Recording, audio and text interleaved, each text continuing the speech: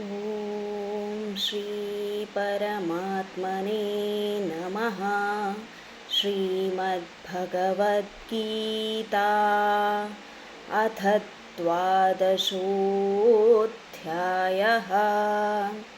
अर्जुन उवाच एवं सततयुक्ताये भक्तास्त्वां पर्युपासते ये चाप्यक्षरमव्यक्तं तेषां के योगवित्तमाः। श्रीभगवानुवाच मय्यावेश्य मनो ये मां नित्ययुक्ता उपासते श्रद्धया परयोपेतास्ते मे युक्ततमा मताः। ये त्वक्षरमनिर्देश्यम् अव्यक्तं पर्युपासते सर्वत्र गमचिन्त्यं च कूटस्थमचलं ध्रुवं सन्नियम्येन्द्रियग्रामं सर्वत्र समबुद्धयः ते प्राप्नुवन्ति मामेव सर्वभूतहिते रताः। क्लेशोऽधिकतरस्तेषाम् अव्यक्तासक्तचेतसाम् अव्यक्ता हि गतिर्दुःखं देहवद्भिरवाप्यते ये तु सर्वाणि कर्माणि मयि सन्न्यस्य मत्पराः अनन्येनैव योगेन मां ध्यायन्त उपासते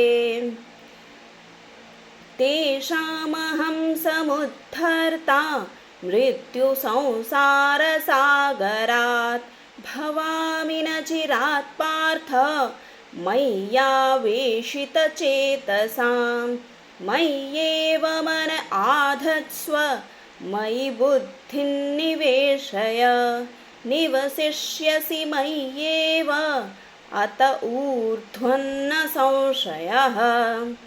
अथ चित्तं समाधातुं न शक्नोषि मयि स्थिरम् अभ्यासयोगेन ततो मामिच्छाप्तुं धनञ्जय अभ्यासेऽप्यसमर्थोऽसि मत्कर्म परमो भव मदर्थमपि कर्माणि कुर्वन् सिद्धिमवाप्स्यसि अथैतदप्यशक्तोऽसि कर्तुं मद्योगमाश्रितः सर्वकर्मफलत्यागं ततः कुरु यतात्मवान् श्रेयो हि ज्ञानमभ्यासात् ज्ञानात् ध्यानौ विशिष्यते ध्यानात् कर्मफलत्यागात्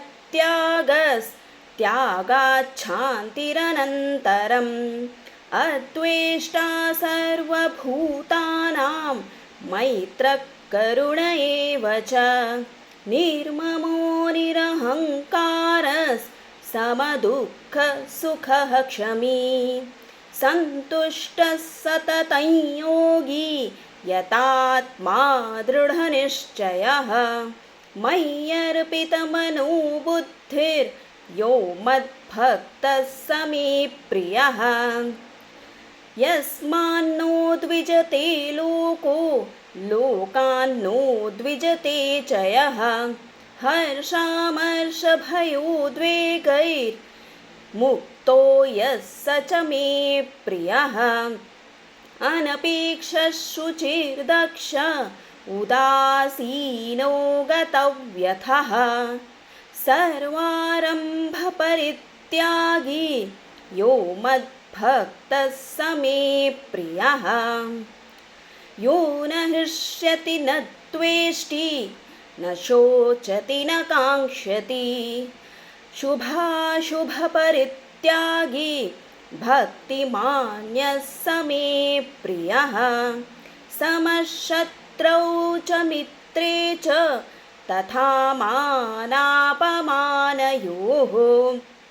शीतोष्णसुखदुःखेषु समः सङ्गविवर्जितः तुल्यनिन्दास्तुतिर्मौनी सन्तुष्टो येन केनचित्